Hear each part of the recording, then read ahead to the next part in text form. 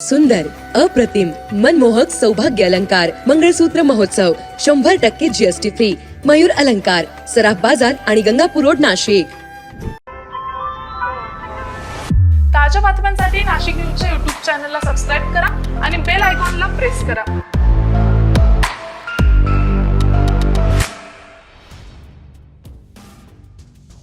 बंगालच्या उपसागरातील वाऱ्यांमुळे गुरुवारपासून वातावरणात अचानक परिणाम झाला. फेब्रुवारीतच नाशिक शहराचं तापमान थेट 36 अंशावर गेल्यानं नागरिकांची लाईलाई होतीये. गेल्या 3 वर्षात फेब्रुवारीमध्ये कधीच एवढा चटका देणारे ऊन पडलेले नसल्याचं हवामान तज्ज्ञांचं म्हणणं आहे.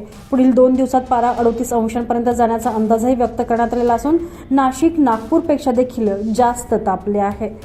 राज्यात गेल्या 2 दिवसापासून आकाश कोरडे आणि निरभ्र असल्यानं उन्हाची तीव्रता वाढली आहे. त्यामुळे कमाल तापमानात देखील मोठी वाढ झालेली आहे. गुरुवारी सकाळपासूनच कमाल तापमानात वाढ झाली होती. त्यामुळे उन्हाचा चटका काल दिवसभर जाणवत असतानाच उकाड्यानं नागरिक हैराण झाले. थंडीच्या फेब्रुवारी महिन्यात घरोघरी पंख्याने एसी लावल्याचे चित्र आहे. तर दुपारी 2 ते 3 वाजच्या दरम्यान रस्त्यावर चांगला शुकशुकाट बघायला मिळाला. सध्या बंगालच्या उपसागराकडून वारे महाराष्ट्रात आल्यानंतर ते उष्णाने दमट होत असून पुन्हा दक्षिणेकडून उत्तरेकडे वळत असल्यानं नाशिकसह जळगावला सरासरीपेक्षा 2 ते 3 अंशांना तापमानात वाढ झाली आहे. हे हवामान आणखीन 2 दिवस राहण्याची शक्यता आहे. त्यानंतर पुन्हा वातावरण सर्वसाधारण होईल. नागरिकांनी थंड पदार्थ, बाहेरचे तेलकट पदार्थ, शिळे अन्न खाऊ नये. विद्यार्थ्यांनी मास्क वापरावा. शाळेत सर्दीचा संसर्ग होण्याची शक्यता असल्यानं काळजी घ्यावी. सर्दी खोकला आल्यास डॉक्टरकडे जावे असं देखील यावेळी सांगण्यात आलेलं आहे.